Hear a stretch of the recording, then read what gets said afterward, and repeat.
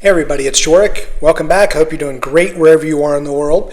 Today I wanted to put this up quickly and talk through responsibility when there is something that happens to your apartment in Portugal. I've made many videos about this, and specifically if you've just found me, you can go through and see many videos regarding this, but about Portugal real estate and your lease. If you have a rental agreement, you need at least a rental agreement, at least 12 months for any of the type of visas out there. And with that, there is generally boilerplate information about who's responsible for what. Sometimes you, as the tenant, are responsible for everything. And seeing here that this just happened in the last day or two in the São Vicente neighborhood of Lisbon. So I'm going to show you the neighborhood area so you can get a feel for it. If you've traveled to Lisbon, you've probably walked through the neighborhood. If not, you can see, most likely if you've been there for a visit, you've walked through it. But this area where you have one side of a building collapsed, it looks like there is a gap between apartment building structures, but it looks like here in the article, like 3 a.m., all of a sudden, people lost the walls of their apartment. And the first question that goes through my mind when I'm watching the news and seeing this is, I wonder what leases are in place and who's going to be responsible for that. Because often, you as the tenant might be responsible for that. And you're going, well, that had nothing to do with this. It's a exterior wall. It should be the HOA or the association's responsibility. Maybe, maybe not. The issue, first and foremost, what I want you to do if you're considering a property in Lisbon in a lease agreement, if you've already signed one, I would go and take a look at it. If you haven't yet, I would go through and I'd read through the section. And if there isn't a section, I'd create a section about who's responsible for what. So specifically, if something happens in the apartment itself. So in this case, you got a couple of floors where you no longer have, like in this one case, the top floor of the living room wall is gone. So are you responsible for that? If there's nothing outlined in the lease agreement, then you may be responsible for that. And then there'll be some people that, no, the association will cover that. Baloney, they will. There is nothing that will guarantee that whatsoever. I think you need to have things spelled out, because there were things in our building that were what would be called common area. So we had 12 apartments in the building, so you would pay 1/12 of the fee to upgrade something or new paint or to fix a crack or a broken pipe that was not necessarily any one person's fault, but it was in the common area. Well, our HOA didn't. And we had a pipe in our entryway right by our mailboxes that busted, flooded some of the apartment, the ground floor apartments, and nobody was fixing it, and the association didn't do a damn thing about it.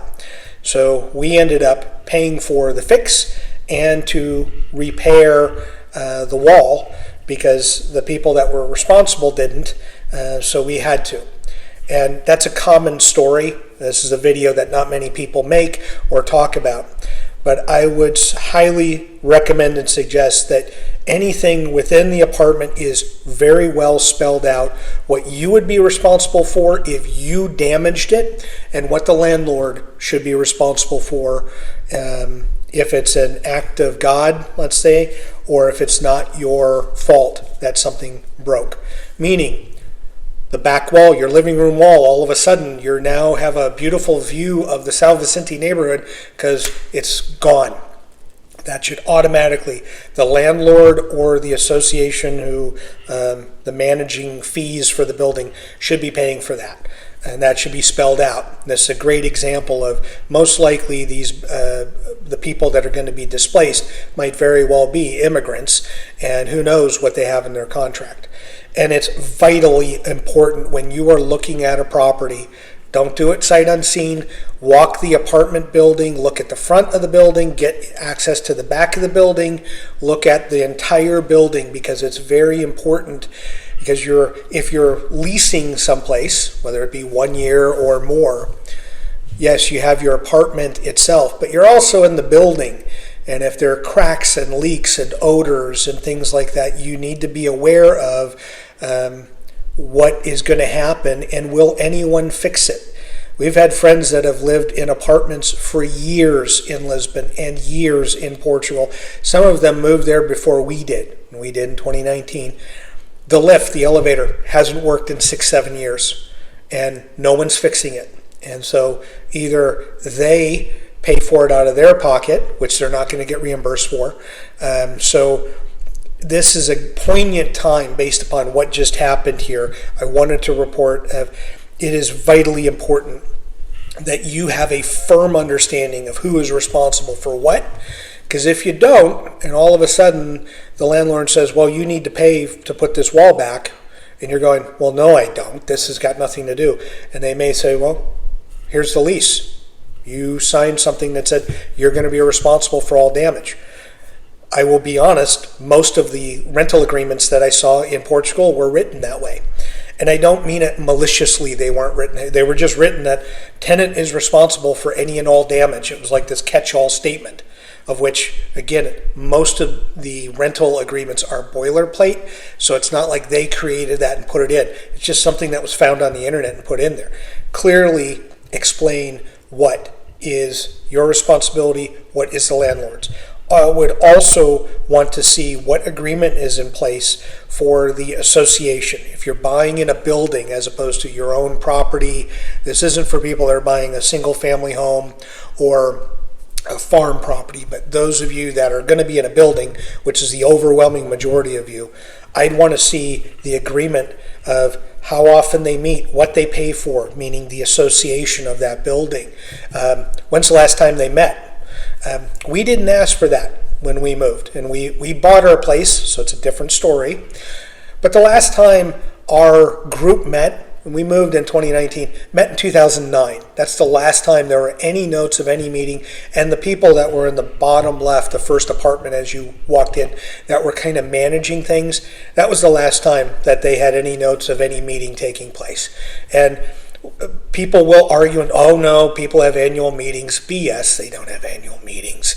That's ridiculous. And if you do, be lucky, because most of you won't. And it'll be years between anything. And it may take years for things to get fixed.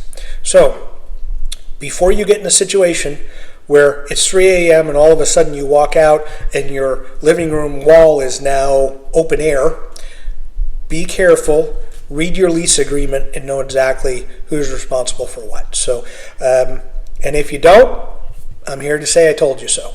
As always, thank you so much for watching, and enjoy your travels.